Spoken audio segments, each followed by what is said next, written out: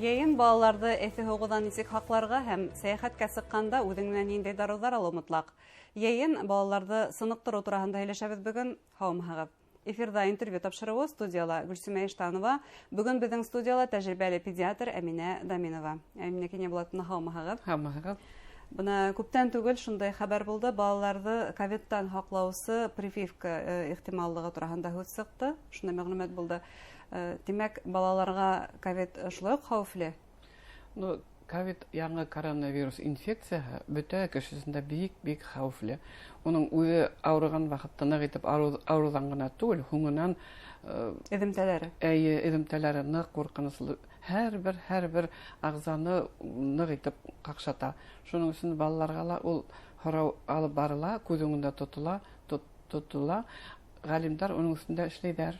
Тимәк, балалар ковидҡа бирешмәһен өсөн, уларҙы бына ошо йәйге ялдар файҙалы үтһен, уларҙы сыныҡтырыу өсөн нимәләр эшләргә кәрәк? Нисектер йәйҙе файҙалы үткәрергә кәрәк? Һәр бер ата-әсәнең бәхете балаһының һау сәләмәт булыуында. Әгәр дә эргәһендә һау сәләмәт, шат, йөҙлө балаһы йүгереп йөрөһә, әсә кеше үҙенең бурысын үтәнем тип һанай. Йәй айҙары бара бит инде, шунан файҙаланып, иммунитетты нығытып ҡалыр кәрәк. Әсәнән, атанан бирелгән, нәҫелдән килгән иммунитет бар. Шунан һуң йәшәү рәүешендә бала үҙе булдырған иммунитет бар. Әсәнән килгән иммунитетты үҙгәртеп булмай, ә инде тормош рәүешендә барлыҡҡа килгән иммунитетты үҙгәртер өсөн ябай ғына 5 төрлө әйбер эшләргә. Ул дөрөҫ туҡланыр кәрәк. Ваҡытында ятып йоҡларға, көн тәртибен һаҡларға кәрәк.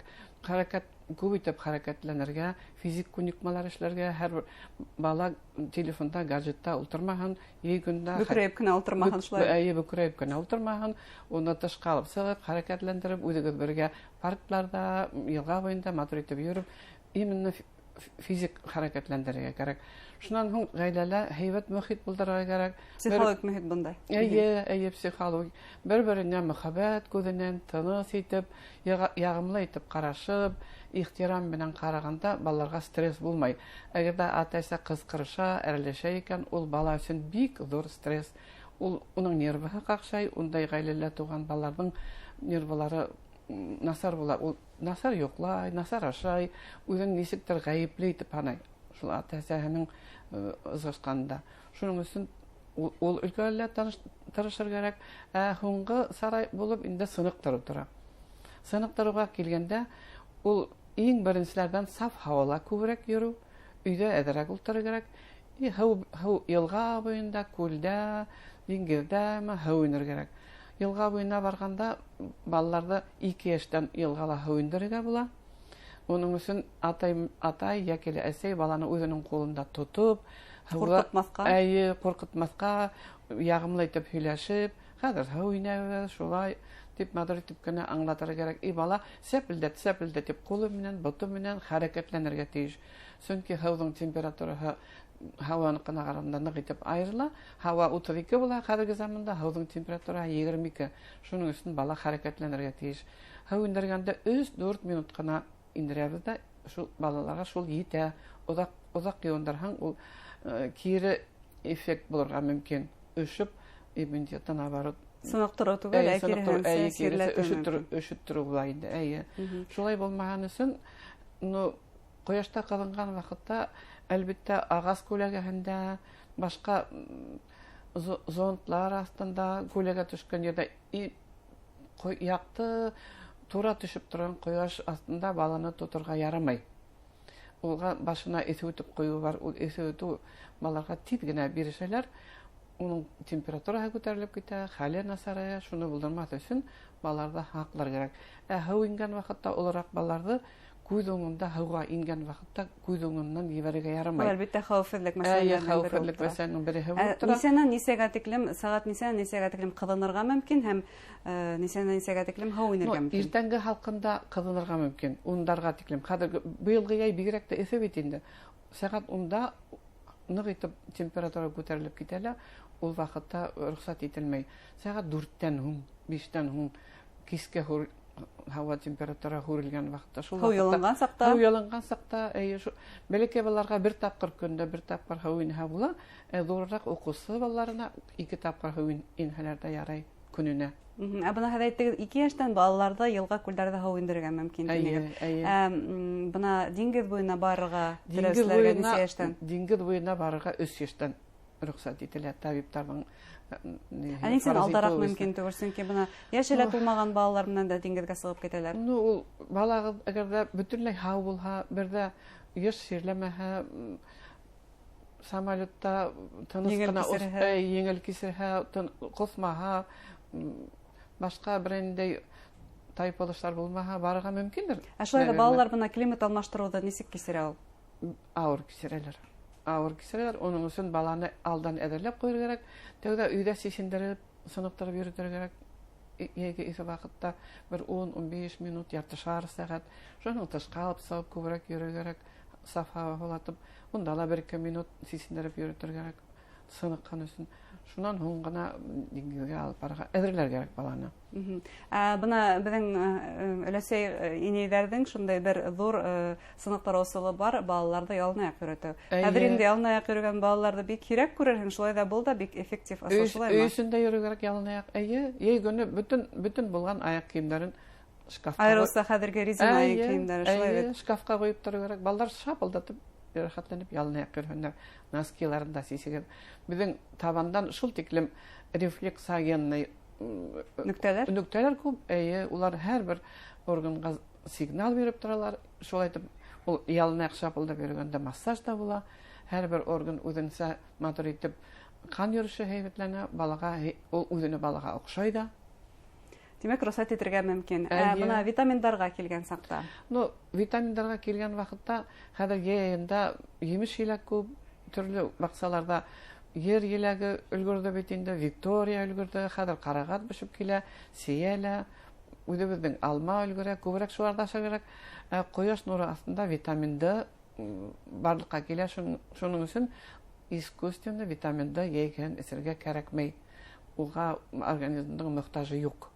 Артык булып китү ихтимал. Артык булып китү ихтимал. Шуның өчен витамин бирмәйбез. Үзенә күрә бер элемтәләргә килтерәләр. Әйе. Хуттарга килгәндә, туңдырмага килгәндә биргән мөмкин балаларга.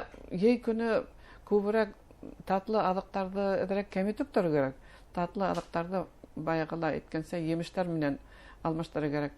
Әгәр дә бала мәсәлән карагат ашамай икән, уны блендерда үткәреп, йогуртка һалып, или кефирга һалып, катыкка һалып, хөтөрйөкләре белән бирер кирәк, или икенче төрле морс итеп бисерер кирәк.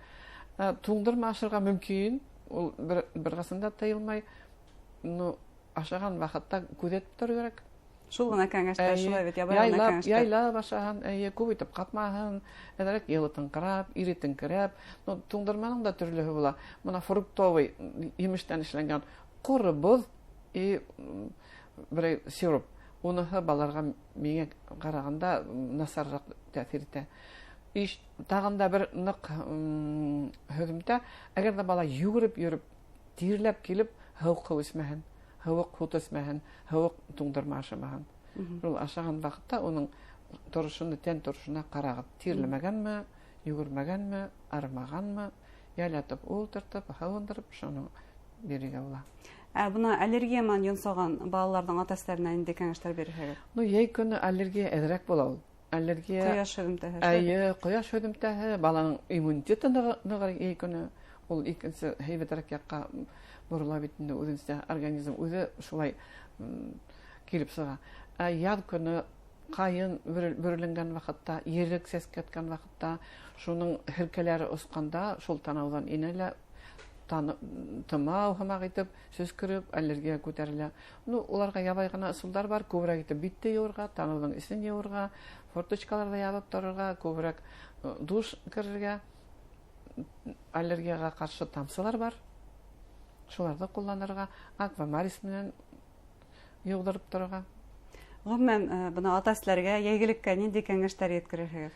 Ну, мин әйтереннән моны диңгезгә барганда бер айрым төрле усурлар була бит инде, бала я кулап китә, шул вакытта тиз генә тиреһен